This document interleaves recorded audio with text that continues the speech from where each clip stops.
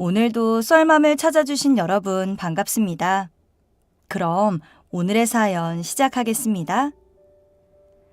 안녕하세요. 저는 30대 여자입니다. 직업은 초등학교 선생님이에요. 다른 사람들은 직업도 좋고 최고의 신부감이라고들 하지만 글쎄요, 요즘은 잘 모르겠다는 생각이 듭니다. 여러분들은 운명을 믿으시나요? 아무리 피하려고 해도 결국은 운명대로 인생이 가게 되어 있다는 그런 운명이요. 저는 믿지 않았습니다. 운명이라는 것보다는 자신의 의지가 가장 중요하다고 그렇게 생각하며 살아왔어요. 그리고 실제로 저는 제 운명을 많이 극복했다고 생각했죠. 하지만 그마저도 결국 제 운명의 하나일 뿐이었다는 그런 생각이 드네요. 길지 않은 제 인생에서 요즘 너무나 많은 일을 겪고 나니 이 모든 게 또한 운명이지 않았을까 그런 생각을 하게 되었어요. 오늘은 제가 왜 이런 생각을 하게 되었는지 들려드릴게요. 그리고 제가 처한 이 상황이 운명인지 아니면 극복할 수 있는 인생의 시련일 뿐인지 의견을 들려주세요. 저에게는 세상에서 가장 소중한 가족이 있습니다. 모든 분들에게 가족이 가장 소중하겠지만 저에게는 가족이 이 세상 단 한 명밖에 없거든요. 그분은 바로 제 아버지세요. 저는 어머니가 없습니다. 저를 낳다가 돌아가셨다고 들었어요. 그래서 저에게 어머니라는 존재는 그저 책이나 텔레비전에만 나오는 그런 존재일 뿐 별 느낌이 없습니다. 하지만 아버지는 저에게 특별하신 분입니다. 아버지일 뿐 아니라 어머니이자 세상에서 가장 친한 친구이기도 하고 기대고 의지할 수 있는 유일한 그늘이기도 하죠.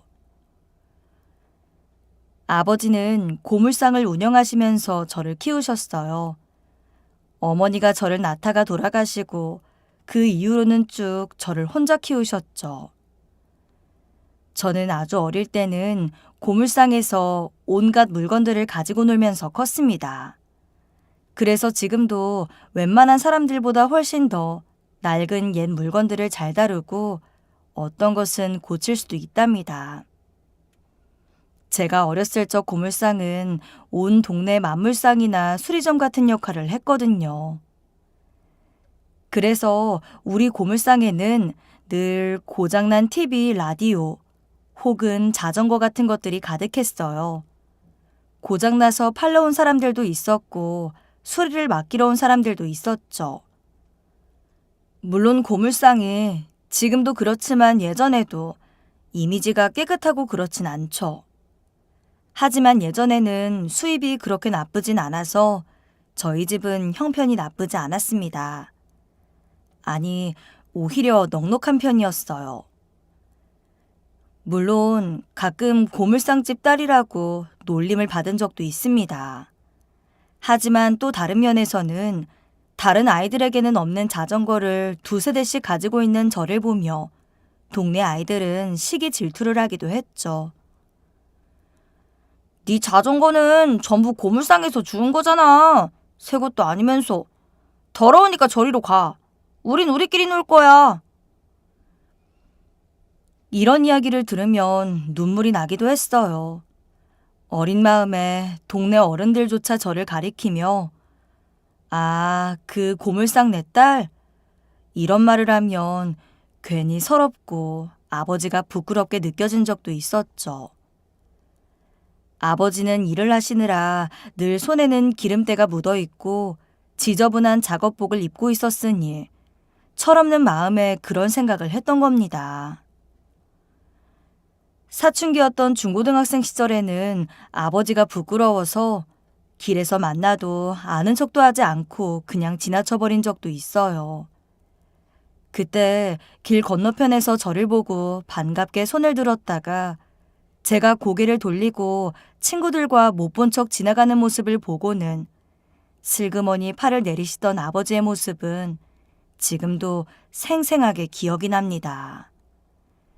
그리고 그 장면을 생각하면 너무 죄송해서 목이 메어옵니다.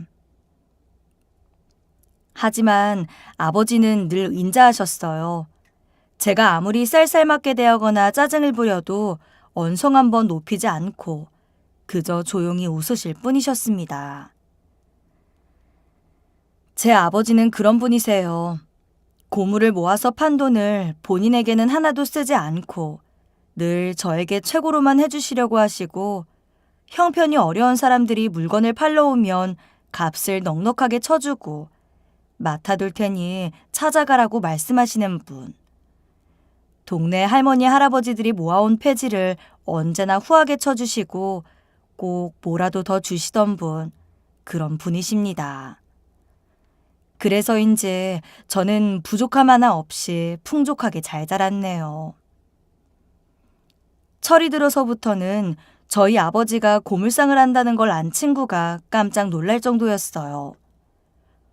어머, 나는 너네 부모님이 사업을 하시거나 아니면 대기업이라도 다니시는 줄 알았어. 정말 부잣집에서 금이야 오기야 큰 줄 알았지 뭐야. 아, 그래? 아버지가 잘해주셔서 그래. 그냥 평범하다고 했잖아. 아무리 그래도 우리가 제일 친한 친구 사이인데 뭘 그런 걸 숨겼니? 부끄러웠어도 솔직히 말했어야지.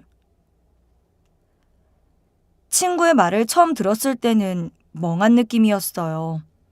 아마 저 스스로도 부끄럽다는 생각을 한 적이 있었기 때문에 더 화가 났는지도 모릅니다. 부끄럽다니, 내가 철없었을 때는 그런 생각을 했지만 지금은 아니야. 그리고 숨긴 적 없어. 안 물어봐서 대답 안 한 것뿐이야. 아버지 직업을 내가 먼저 나서서 얘기할 필요는 없잖아.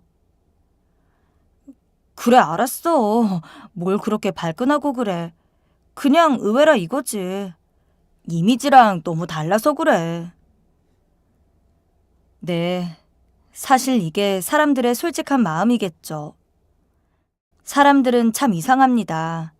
자기들에게 피해를 준 적도 없고 자기들이 한 푼 보태준 것도 없으면서 왜 다른 사람의 직업으로 그들을 판단하는 것일까요?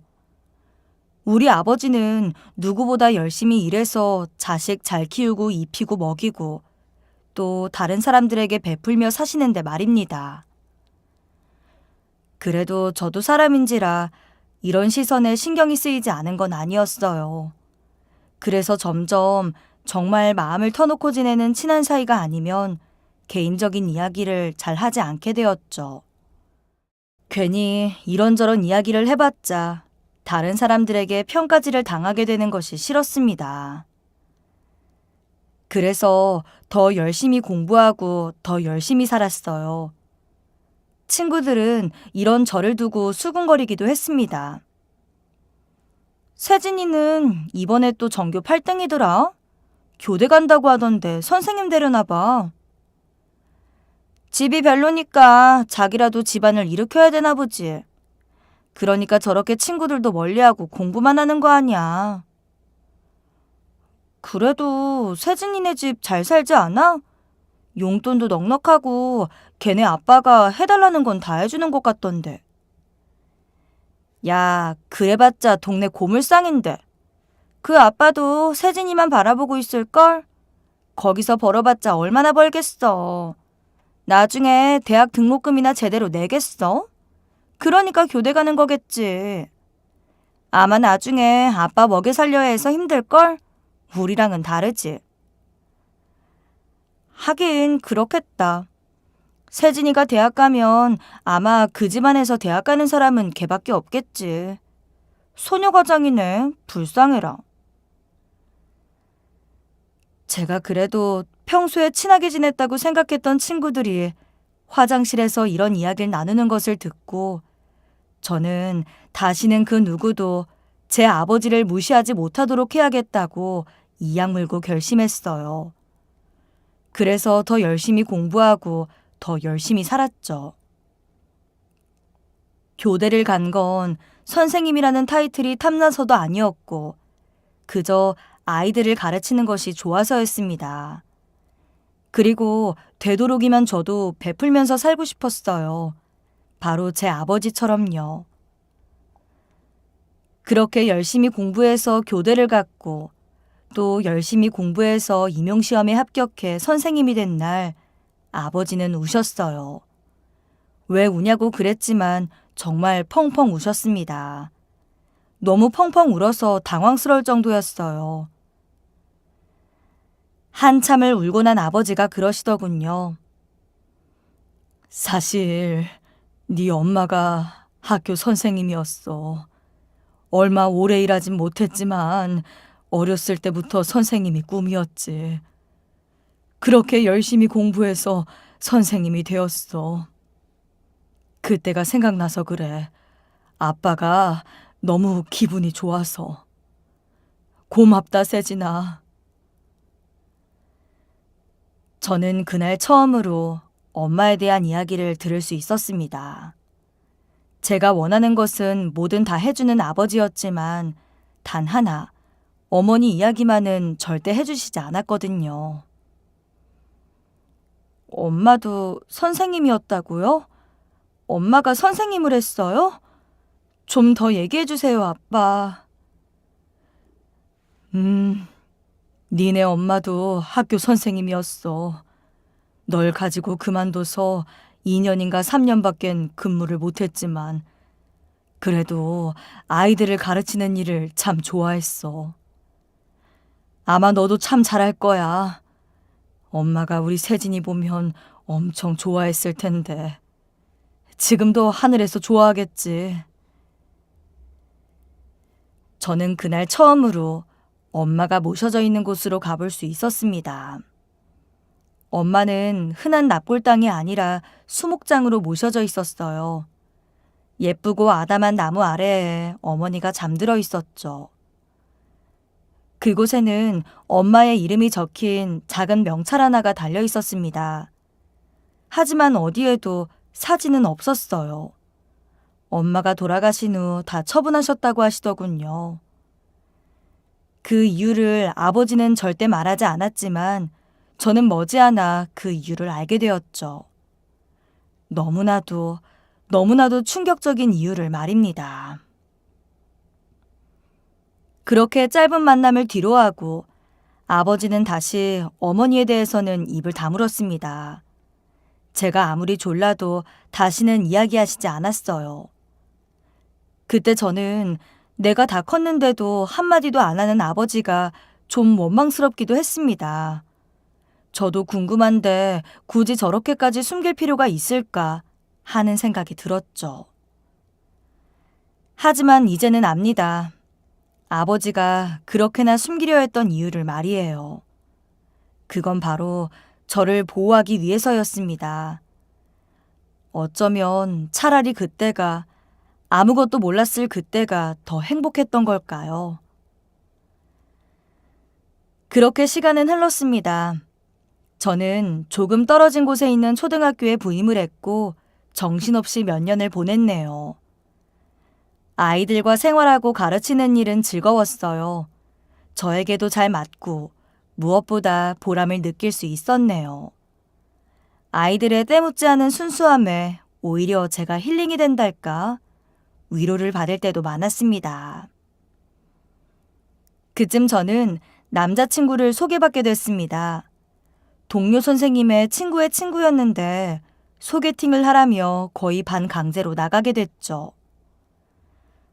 남자를 만날 일이 별로 없어서 그때까지는 솔로로 있는 제가 너무 안 돼 보였는지 소개팅을 잡아왔더군요. 의대를 갓 졸업한 인턴인데 집안도 좋고 잘생기고 성격도 좋다며 놓치면 후회한다고 하도 성화라 못 이기는 척 나가게 되었네요. 소개팅에 대한 어느 정도의 호기심은 있었거든요. 하지만 사실 그 자리에 나가면서도 의사가 나 같은 여자에게 관심이나 있겠냐 싶었습니다. 게다가 제가 나이도 4살이나 많았거든요. 그래서 그저 말로만 듣던 소개팅 경험이나 해보자고 나갔던 거였습니다. 그 사람은 단정하고 조금 매서워 보이는 인상과는 달리 성격도 무던하고 진중한 사람이었어요. 그 역시 너무 바빠서 연애 한번 제대로 못하고 있어 친구의 성화로 나온 소개팅이었다며 망설이다 나왔지만 참 잘 나온 것 같다고 웃었습니다. 그 미소가 꼭 인자한 우리 아버지를 보는 것 같아서 저도 그만 같이 웃어버렸죠.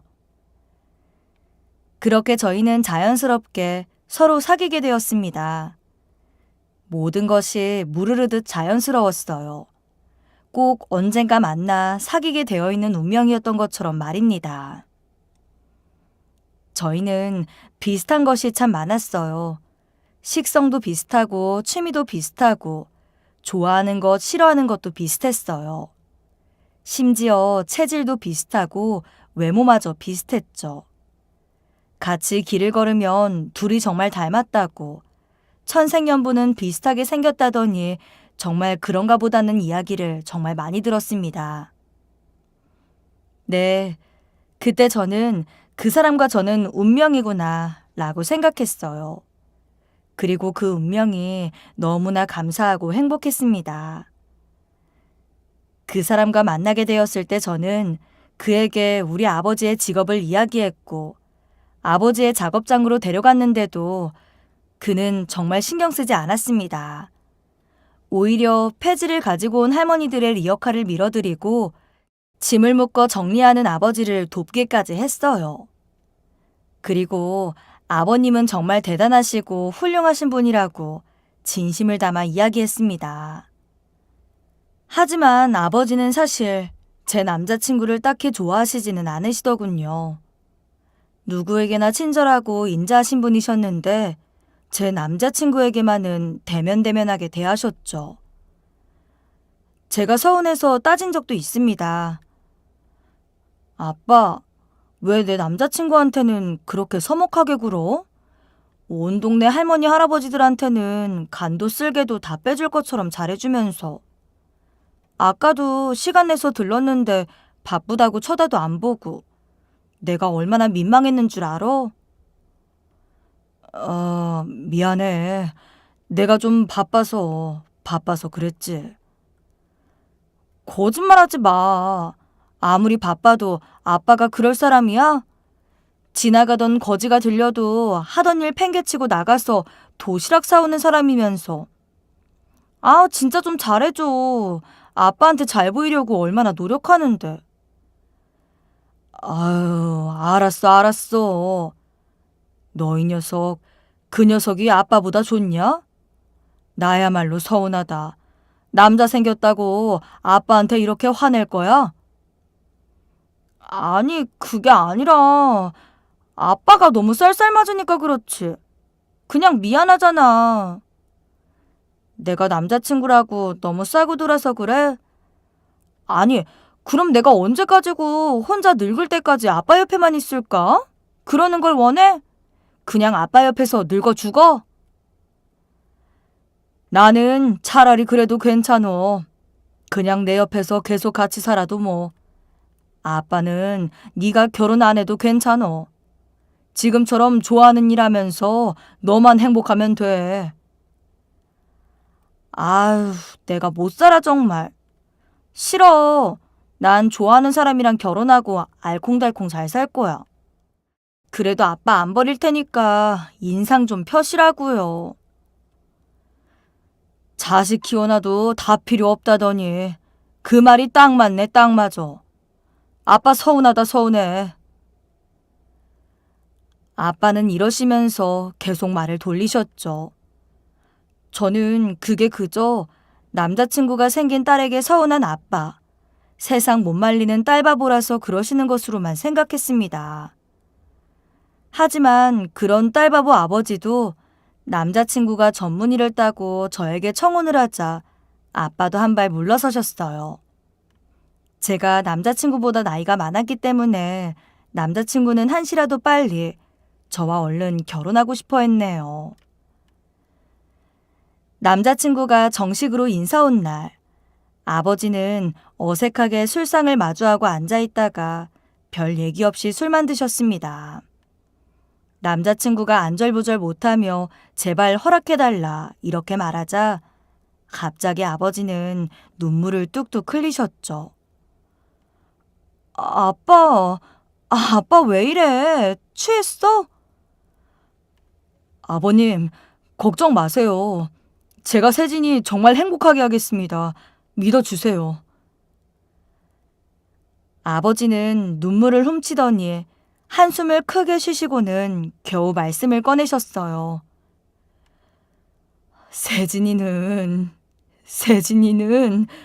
나보다 지 엄마를 너무 닮아서 그게 걱정이야.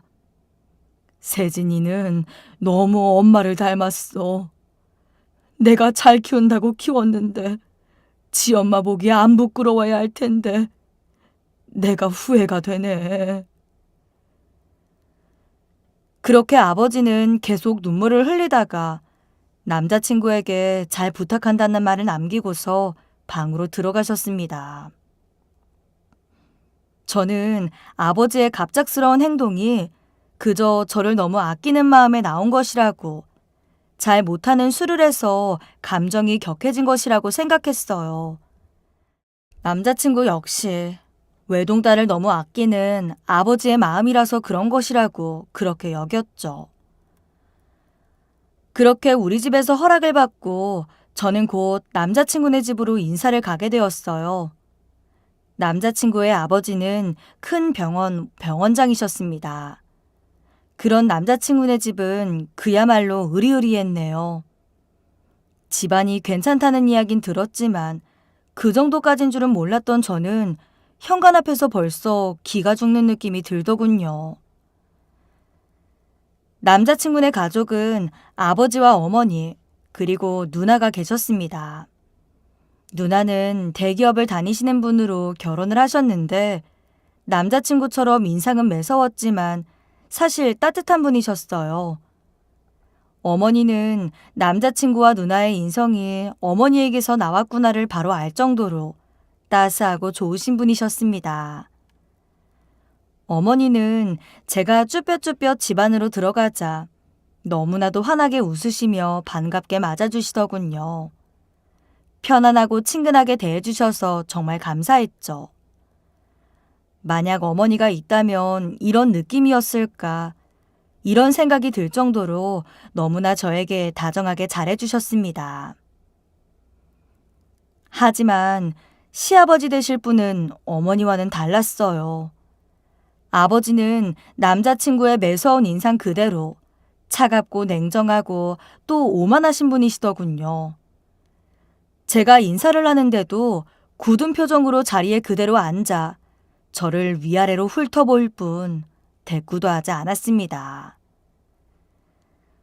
어머니의 권유로 겨우 자리에 앉아 간단히 차를 마시며 이런저런 이야기를 하는데 불쑥 저에게 질문을 쏟아내시더군요.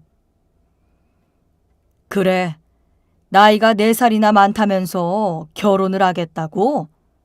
자네 좀 양심이 없는 거 아닌가? 이제 곧 30대 후반인데 애나 낳을 수 있겠어? 우리 애는 이제 30대 초반인데. 제가 나이가 좀 많긴 한데 건강관리 잘하고 있습니다. 건강도 양호한 편이라고 병원에서. 그런 말이 아니잖아. 나이가 많잖아, 나이가. 그것도 한두 살도 아니고. 양심 이야기를 하는 거지, 나는. 제 말을 끊고 고함을 지르는 남친 아버지에게 깜짝 놀라 저는 아무 말도 못하고 고개를 숙였습니다. 그러자 어머니가 아버님을 말렸어요.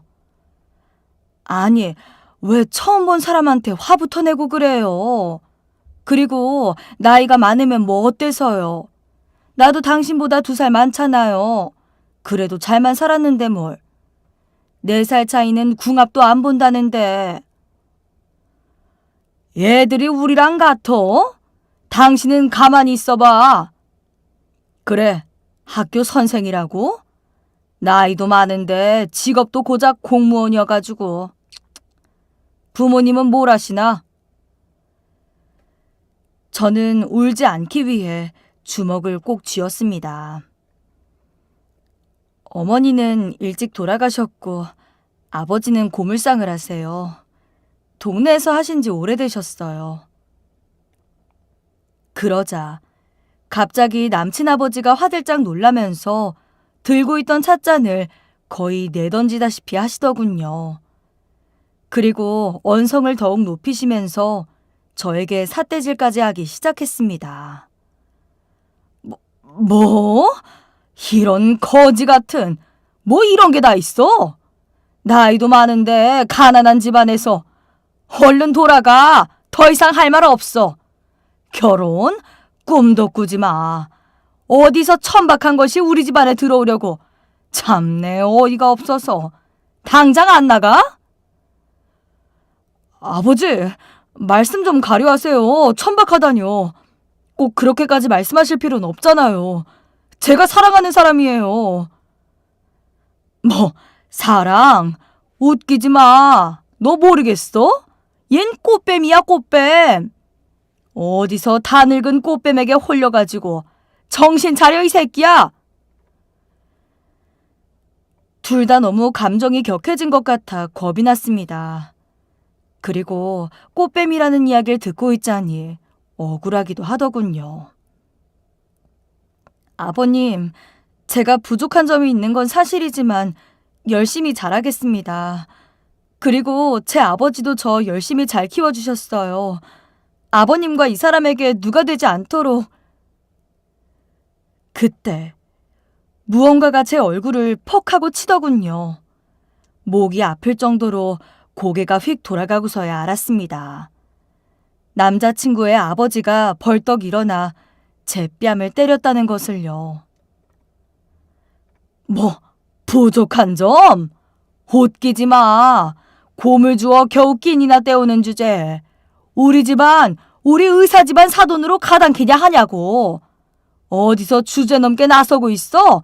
이 거지 같은 꽃뱀이. 저는 얼얼한 뺨을 붙잡고 멍하니 있었습니다. 대체 이게 정말 현실인가 하는 생각이 가장 먼저 들더군요.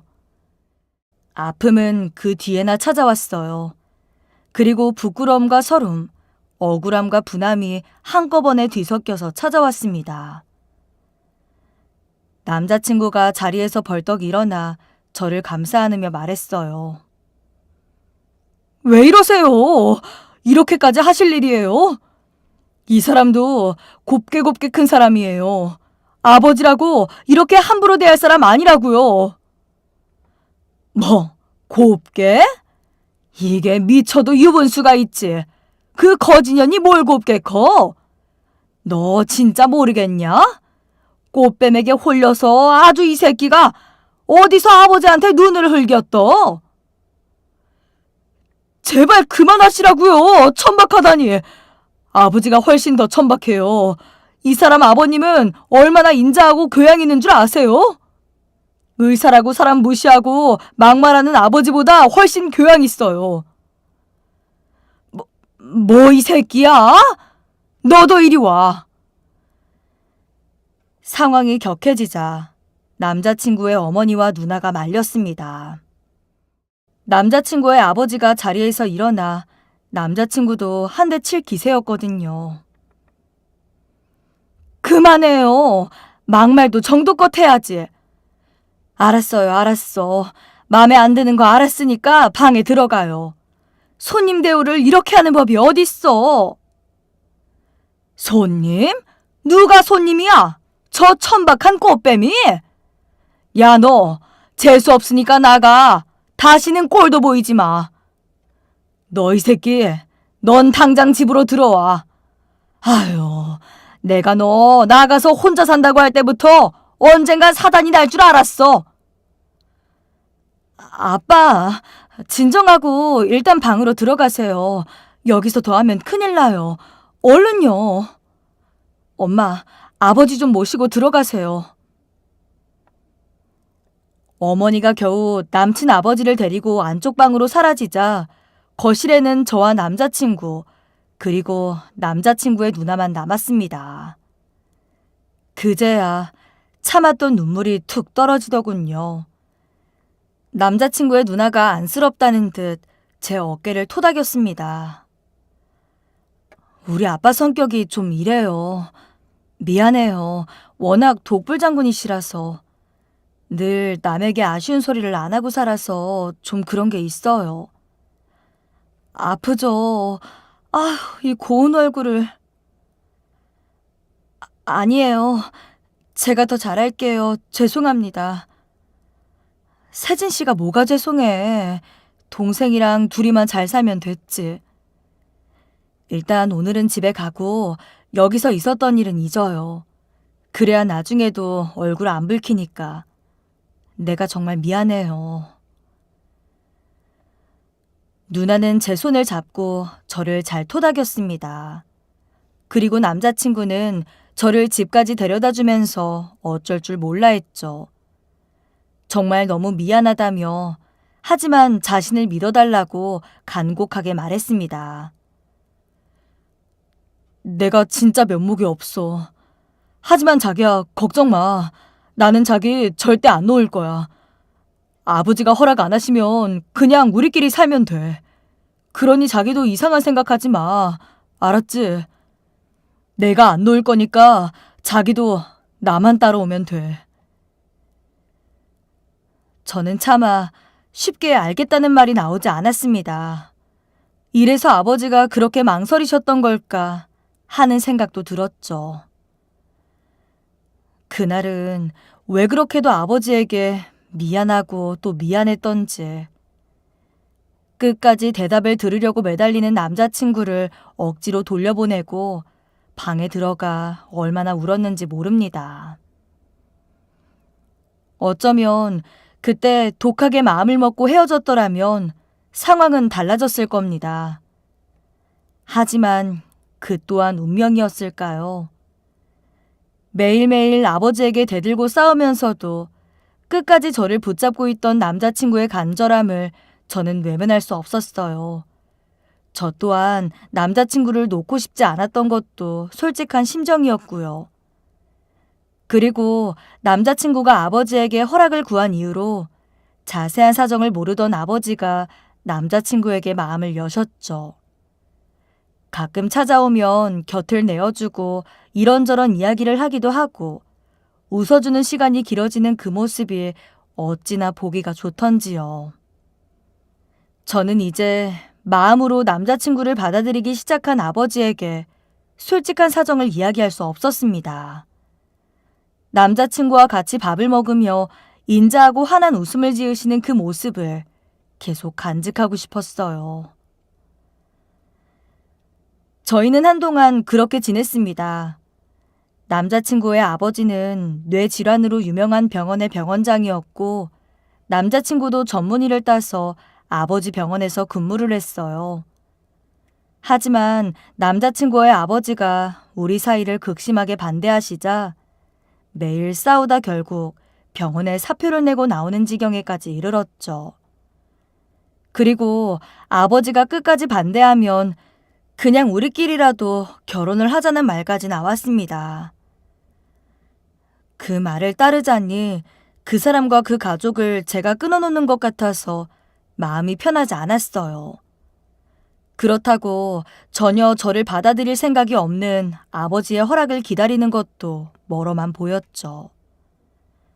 평온하고 행복했지만 또 갈등과 고민만 깊어가던 시기였습니다.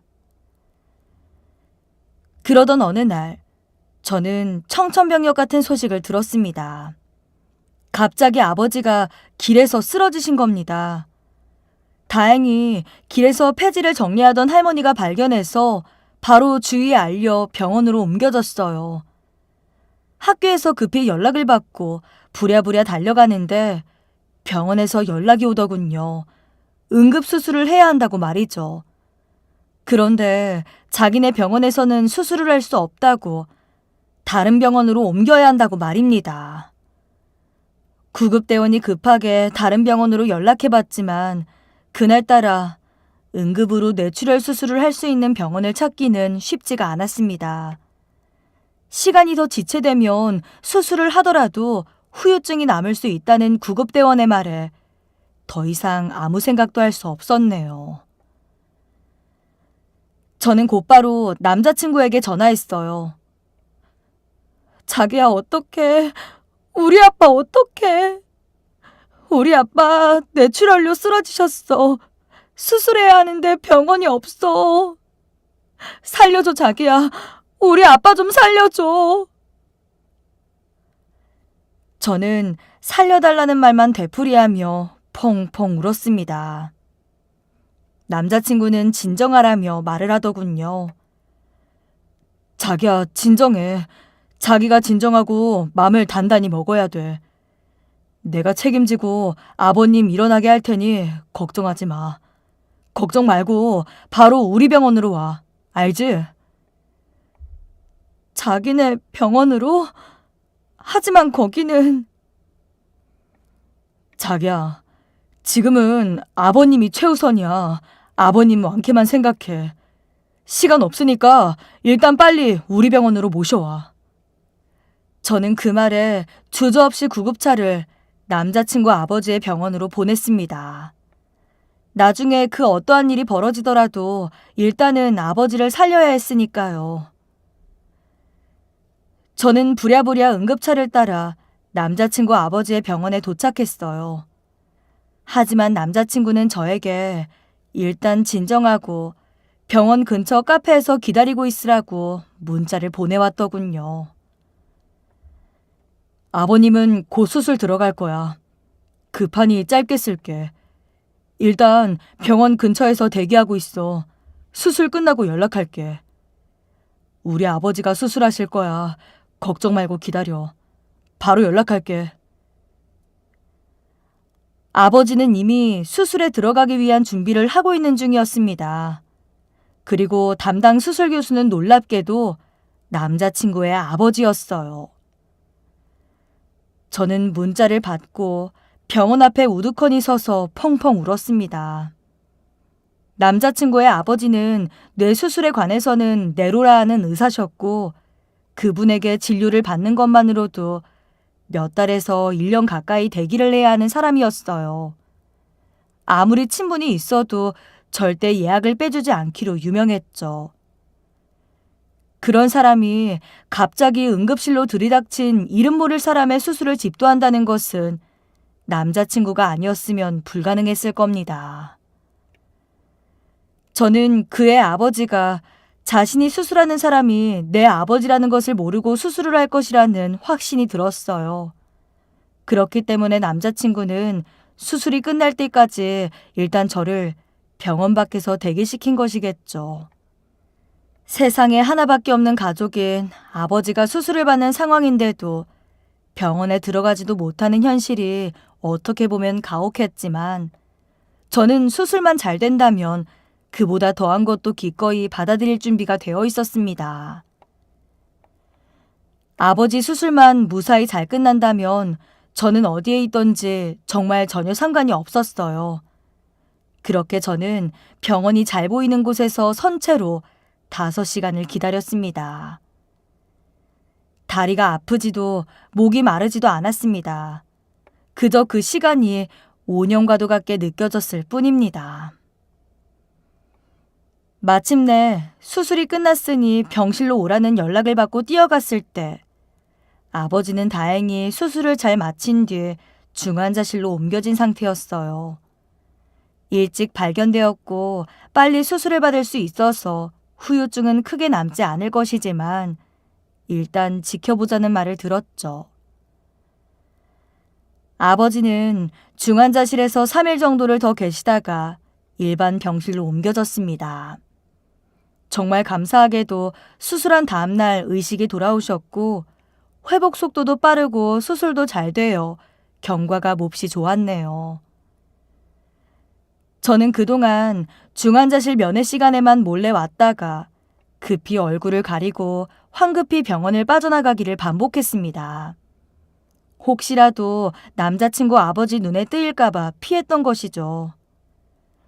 우연이라도 마주친다면 어떤 상황이 벌어질지는 불보듯 뻔했으니 저도 마주치고 싶지 않아 열심히 숨어 다녔네요. 아버지가 병실로 올라가시기 전날 남자친구가 저를 따로 불렀어요. 이제 숨어 다니지 않아도 괜찮아. 마음 편하게 간호해. 그러고 싶은데 자기 아버님이 보시면 난리 날 텐데. 남자친구는 한숨을 쉬었습니다. 그리고 제 손을 꼭 잡으며 이렇게 말했어요. 사실 나 고백할 게 있어. 아버님 수술 받던 날 우리 아버지가 수술해 주셨으면 했는데 도저히 방법이 없어서 아버지 앞에서 무릎 꿇고 맹세했어. 이 사람 수술만 잘 되면 다시 병원으로 돌아오고 자기랑 헤어지는 거 생각해 본다고. 아버님은 내 학생 때 은사님이라고 둘러댔어. 꼭 좀 살려달라고. 아버지도 내 말을 완전히 믿는 눈치는 아니셨지만 그래도 자기 아버지라고 하면 노발대발 하실 거야. 어쩐지 안 그래도 그러지 않았을까 생각했어. 자기 아버지처럼 유명하신 분이 갑자기 수술을 해주실 리가 없으니. 그러면 내가 더 눈에 안 보여야 되지 않을까? 아니야. 언젠가 알게 될 일이야. 그러니 그냥 부딪히자. 정면으로 부딪혀서 이야기하면 아버지도 처음에는 화를 내겠지만 포기하실지도 몰라. 그리고 아버님 얼굴 보면 대놓고 그때처럼 화는 못 내실 거야. 그래도 그러다 병원에서 쫓겨나면 어떡해. 자기 병원에서 수술한 환자를 며칠 만에 의사가 쫓아낼 수는 없어. 그것도 개인적인 이유로. 그리고 혹시라도 쫓아내면 가까운 병원으로 옮기면 돼. 걱정 마. 나만 믿고 내 생각대로 해줘. 저는 고개를 끄덕였습니다. 언제까지고 이렇게 도망치고 피하고 살 수는 없었으니까요. 드디어 아버지를 일반 병실로 옮긴 날 아침. 병원장에 아침 회진이 있던 시간이었어요. 저는 긴장이 되어 전날부터 한숨도 잘 수가 없었습니다. 아무리 마음을 굳게 먹었다고 해도 전에 너무나도 어마어마한 일을 당한지라 두려운 것도 사실이었네요. 그렇게 아침 일찍 병원장의 회진이 시작되었어요. 병실을 돌며 회진을 받는 기척이 점점 방으로 다가올수록 손이 떨리고 숨이 잘 안 쉬어지기까지 하더군요. 우리 병실 차례가 되기까지 기다리는 시간이 마치 사형 선고를 기다리는 사람 같은 심정이었습니다. 마침내 우리 병실 차례가 되자 남자친구의 아버지인 병원장을 선두로 그 뒤로 우르르 의사들이 따라 들어왔습니다. 침대 하나하나 환자 한 명 한 명을 돌아보며 몸 상태를 묻고 수술 경과를 이야기하는 남자친구의 아버지는 그때만큼은 누구보다 인자하고 근엄한 의사였어요. 환자들에게 너무나 따뜻해 같은 사람이 맞나 하는 생각이 들 정도였죠. 드디어 저희 차례가 되고 일부러 제 얼굴을 가리기 위해 쳐놓았던 커튼을 의사가 걷었습니다. 우리 아버지의 담당 주치의는 남자친구였죠. 아버지는 영문도 모르고 얌전히 누워 계셨어요. 혈색도 좋았고 수술 경과도 좋아서 너무나 감사하다고 수술한 의사 선생님에게 꼭 감사 인사를 해야겠다고 마음먹고 계셨습니다. 그 담당 의사가 저에게 어떤 짓을 했는지는 꿈에도 모른 채 말입니다. 우선 커튼이 젖혀지고 병원장과 그 뒤를 이어 의사들이 우르르 아버지의 침대를 둘러쌌습니다. 저는 저도 모르게 한쪽에 엉거주춤 서서 고개를 살짝 돌렸네요. 이윽고 저를 발견한 남자친구의 아버지, 병원장님이 아버지의 상태에 대한 경과 보고가 채 끝나기도 전에 외마디 호통을 치셨죠. 야, 너! 네가 왜 여기 있어? 저는 그 소리에 깜짝 놀라 움찔하며 고개를 들었습니다. 눈앞에는 저를 부들부들 떠는 손으로 가리키며 경악하고 있는 남자친구의 아버지 얼굴이 보였네요. 주위 의사들은 영문을 모르고 깜짝 놀라 저희를 번갈아 보았죠. 아버지의 상태를 설명하던 남자친구가 나섰습니다. 원장님, 진정하세요. 여기 병실입니다. 이분은 세진 씨 아버지세요. 죄송합니다. 뭐? 너 이 새끼, 너 이러려고 그렇게... 그때였습니다. 남자친구의 아버지는 말을 채 마치지도 못하고 그 자리에 얼어붙어 버렸어요. 누워만 계시던 제 아버지가 무슨 힘이 났는지 벌떡 일어나 고함을 치던 남자친구 아버지의 얼굴을 주먹으로 쳐버렸던 것입니다. 하지만 뇌수술을 받은 지 아직 일주일도 되지 않은 환자가 무슨 힘이 있겠어요. 그래봤자 살짝 밀친 정도의 힘에 불과할 텐데 남자친구의 아버지는 감전이라도 된 듯 독이라도 삼킨 듯 그 자리에서 꼼짝도 못하고 서 있다가 이내 자신을 때린 저희 아버지를 보고는 기함하며 기절하듯 뒤로 나자빠졌습니다. 제대로 거동도 못하시던 아버지는 자리에서 일어나 부들부들 떨면서 허공으로 손을 뻗더니 다시 한 번 더 주먹을 휘두르려는 듯 마구 주먹을 휘둘렀어요. 저는 갑자기 시작된 두 아버지들의 대치에 영문도 모른 채 놀란 심장만 부여잡고 있었고요. 그러다 이내 아버지 상태가 걱정되어 외마디 소리를 지르며 아버지를 붙잡았습니다. 깜짝 놀란 의사 몇몇도 아버지를 잡고 눕히려 했고요. 하지만 아버지는 버티시며 핏대를 높여 소리치시더군요.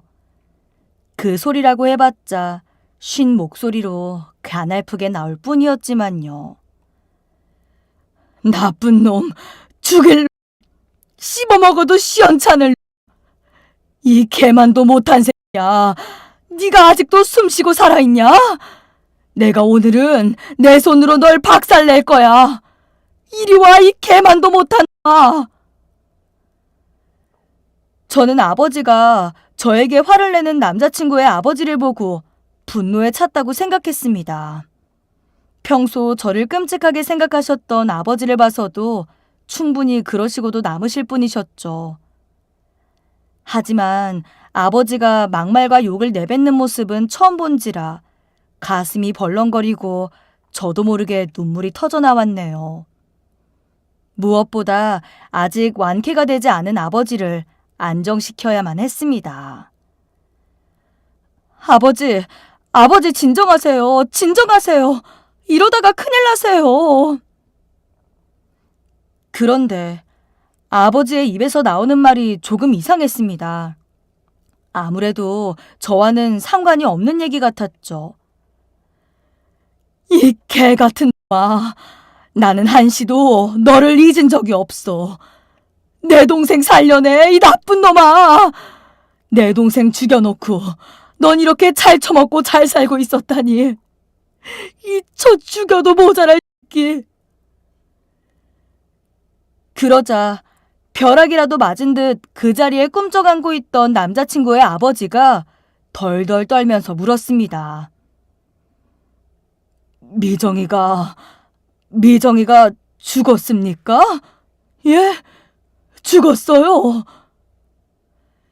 네가 죽였잖아. 너 아니었으면 우리 미정이 안 죽었어. 네가 죽인 거야, 네가. 아버지가 몸부림을 치며 울부짖기 시작했습니다. 남자친구가 황급히 진정제를 놓고 안정을 시키기 위해 다른 의사들과 분주하게 일을 하는데 갑자기 남자친구의 아버지가 뒷걸음질을 치더니 황급히 병실을 빠져나가더군요. 아버지를 진정시켜야 하는 그 급박한 상황에서도 그 꼴이 마치 도망치는 것 같아 너무나 이상했습니다. 아버지는 다행히 진정제를 맞고 잠이 들었지만 깨어나서도 이해할 수 없는 말을 하며 울부짖으실 뿐이었어요. 때문에 강제로 한참을 더 잠드시게 해야 했습니다. 그동안 저와 남자친구는 초조하기만 했죠. 남자친구의 아버지 역시 이 일에 대해 아무 말도 하지 않은 채 남자친구와 대화를 거부하고 원장실에 틀어박혀 나오지 않는다고 했네요. 일주일 뒤에야 겨우 정신을 차린 아버지는 저의 굳은 얼굴을 보자 어렵게 입을 떼었습니다. 저는 짐작할 수도 없는 이 상황에서 그 일주일을 지옥에서 보냈어요. 아버지가 입을 뗀 지금이라도 모든 사실을 바로잡지 않으면 상황이 어떻게 변할지 겁이 났습니다. 어쩌면 진실이 더 두려울 수도 있겠지만 그렇다고 더 이상 외면할 수도 없었죠. 아버지는 힘들게 침대에 기대어 앉아 또 눈물을 흘리셨습니다. 세진아, 내 딸 세진이. 지금부터 이 애비가 하는 말 잘 들어. 세진이 너는 사실 내 친딸이 아니야. 내 여동생이 하늘나라에 가기 전 유일하게 남기고 간 혈육이지.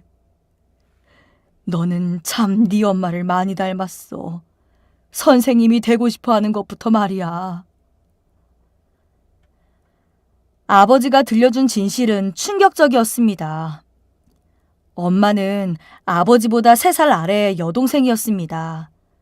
엄마가 대학생일 때 교통사고로 부모님이 돌아가셔서 그때부터 둘이 서로를 의지하고 살았다고 하더군요. 그때 아버지는 고물상을 하지 않고 평범한 회사원이었다고 했어요. 그러다가 엄마가 의사와 만나고 있다는 사실을 알았다고 했죠. 처음으로 하는 연애에 엄마는 푹 빠졌다고 했습니다. 그런데 알고 보니 그 남자가 유부남이었던 것이죠. 이미 결혼을 해서 딸이 하나 있었다고 해요. 하지만 그 사실을 알았을 때는 엄마가 저를 가진 뒤였다네요. 아이를 가졌다고 하자 그 남자는 냉정하게 돌아서며 자신은 유부남이니 책임질 수 없다고 했다더군요.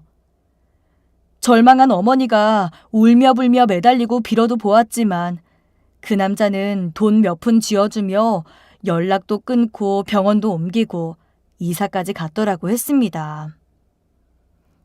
지금도 그렇겠지만 당시에는 결혼도 하지 않은 여자가 아이를 가진 것을 엄청나게 죄악시하던 때였죠.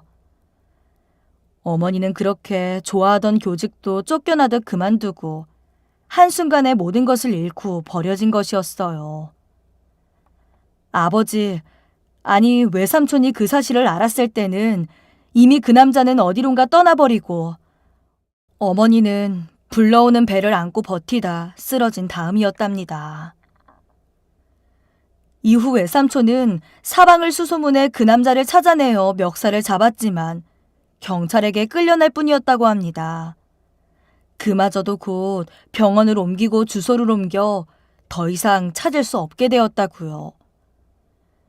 그 와중에 마음고생을 하다 약해진 몸으로 저를 낳던 엄마는 산고를 이기지 못해 숨을 거두었다고 하더군요.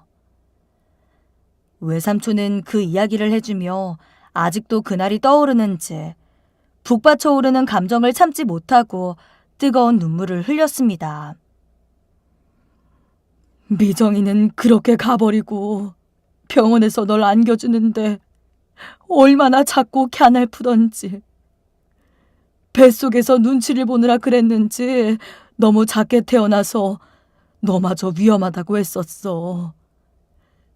나는 꼭 너는 내 동생은 못했지만 너만은 꼭 지키겠다고 맹세했다.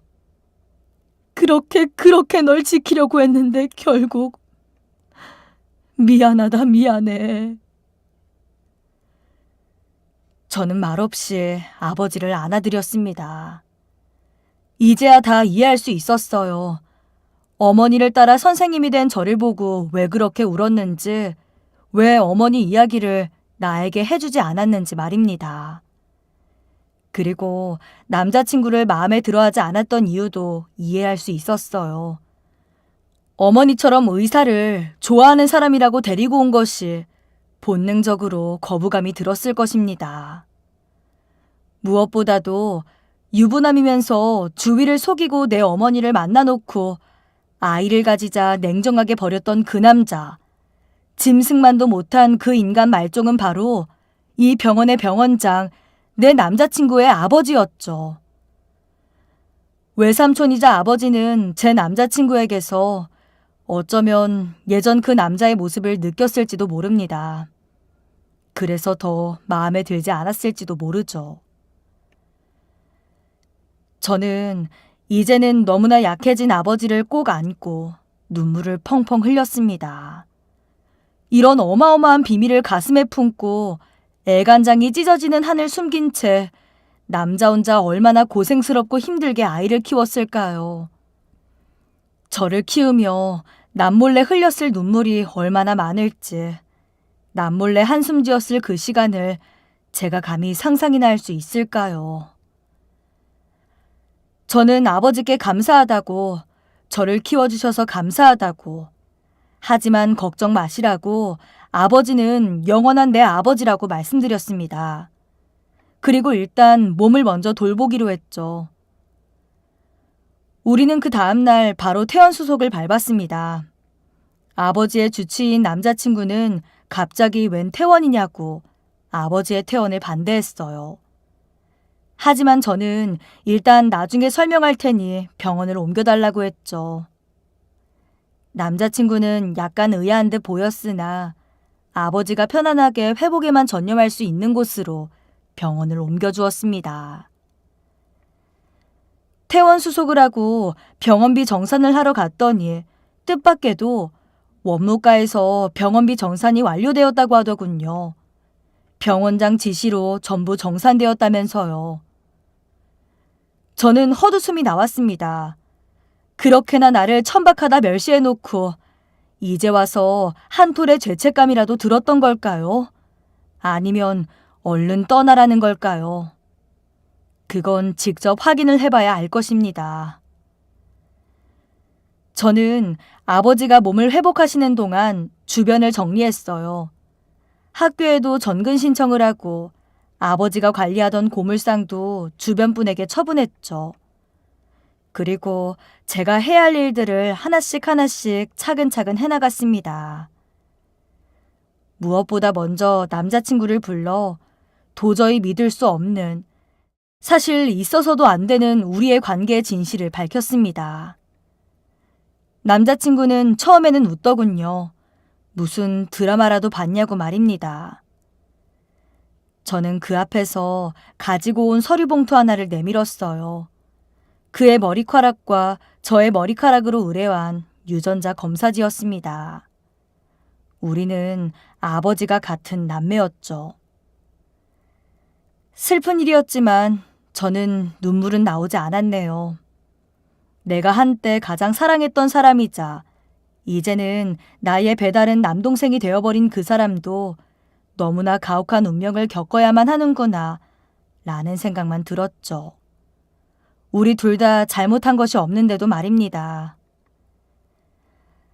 아무런 말도 하지 못하는 그를 혼자 남겨두고 길을 나서던 날, 무심하게도 하늘은 어찌나 예쁘던지. 저는 그 길로 그 잘나신 병원장이자 금수만도 못한 아빠라는 사람을 찾아갔습니다. 만나주지 않으면 당장 집으로 찾아가 당신 와이프와 딸에게 다 폭로하겠다고 협박이라도 할 생각이었는데 병원장은 순순히 만나주더군요. 하지만 표정은 여전히 오만했네요. 자기 자리에 앉아 나를 노려보는 그 눈길은 여전히 저를 깔보고 무시하는 것이었죠. 그런 태도를 보자 저는 오히려 마음이 가벼워졌습니다. 혹시라도 눈물을 흘리며 잘못을 빈다면 제가 생각한 것을 다 실행하지 못할 것 같았거든요. 그래, 무슨 일이지? 치료비가 부족한가? 여전하시네요. 돈밖에 모르고. 왜, 돈 달라고 왔을까 봐요. 말투가 그게 뭐야? 이제 네가 내 딸이라도 된 줄 알아? 여기가 어디라고 건방을 떨어? 그렇게 늘 예의 찾으시는 분이 결혼하고 바람은 왜 피웠어요? 그리고 자기 애 가진 여자는 왜 버리고? 그런 주제 꽤 당당하시네요. 그때는 내가 너무 어려서. 다 어른들 일이다. 너는 자세히 알 필요 없어. 다 각자 사정이 있는 거다. 나도 그땐 힘들었어. 아, 그러셨어요. 그렇게 힘들어서 연락 끊고 이사하고 지금껏 연락은커녕 찾을 생각도 안 하셨어요. 죽은 우리 엄마만큼 힘들었어요? 아님, 우리 아빠만큼? 참 비겁하고 이기적이네요. 훈계할 거면 나가. 그러니까 왜 이제 와서? 너 내 아들 어떡할 거야? 너 혹시 미리 다 알고 접근한 거 아니야? 어? 저는 코웃음을 쳤습니다. 인간이 수준이 떨어져도 어쩌면 저렇게까지 떨어질 수 있을까요? 저는 저 사람이 가장 괴로워할 방법으로 저와 아버지의 고통을, 꽃다운 나이에 비참하게 돌아가신 어머니의 고통을 갚아줘야겠다고 생각했어요. 미리 알았으면 어떻고 몰랐으면 어때요? 달라지는 건 없잖아요. 저는 친자 확인 소송 낼 거예요. 양육비와 위자료도 청구할 거고요. 당신이랑 피가 섞였다는 건 소름 끼치지만 제 몫은 찾아야 할 거 아니겠어요? 그 인간은 주먹으로 책상을 콱 내리치며 자리에서 벌떡 일어나더군요. 너 이러려고 일부러 내 아들한테 접근했지? 처음부터 내 재산이 목표였던 거야, 나쁜 년. 저는 그 소리를 듣자마자 그 병원장의 책상에 놓여있는 서류를 집어 그 인간의 얼굴에 던져버렸습니다. 그리고 책장에 책이며 명패며 손에 잡히는 대로 다 던지고 뒤엎어버렸죠. 병원장 씨를 엉망으로 만든 뒤 그를 노려보며 경고했어요. 말 조심해. 나쁜 년? 어따 대고 년이야. 나 당신에게 그런 험한 소리 들을 사람 아니야. 나쁜 놈은 당신 아니야? 누가 누구 보고. 그리고 말은 똑바로 하세요. 재산을 노린 게 아니고 원래 제 몫이었는데 몰랐던 걸 이제 찾는 거예요. 왜냐? 당신이 쓰레기처럼 버렸어도 나는 당신 딸이거든요. 요즘 과학이 그걸 증명해 준다고요. 그러니까 원래 내 거를 받아가는 거예요. 아직도 내가 당신 아들이나 꼬여낸 꽃뱀인 줄 아나 본데 정신 차리세요. 저 당신 딸로 모든 권리 다 받아낼 테니. 그 인간은 얼굴이 하얗게 질리더니 의자에 털썩 주저앉았습니다. 저는 뒤도 돌아보지 않고 나가다 마지막 말을 덧붙였죠. 참, 이 병원 지을 때 아내 쪽 집안 돈이 많이 들어갔더라고요. 첫 개업 때도 와이프네 도움 많이 받았고. 그래서 우리 엄마를 그렇게 버렸겠지. 아마 지금쯤 제 소송 소장이랑 유전자 검사 결과지가 그 집에 갔을 거예요. 당신이 그렇게 쩔쩔매는 와이프가 받았을 테니 한번 연락해 보세요. 그분도 알 건 알아야겠죠. 저는 그 말만 남기고 문을 닫았습니다. 닫힌 문 뒤로 그 인간이 분노에 차 고함을 지르는 소리가 들렸지만 상관없었네요. 이제 다시는 볼 일이 없을 테니까요. 저는 변호사를 선임해 하나하나 차근차근 진행해 나갔어요.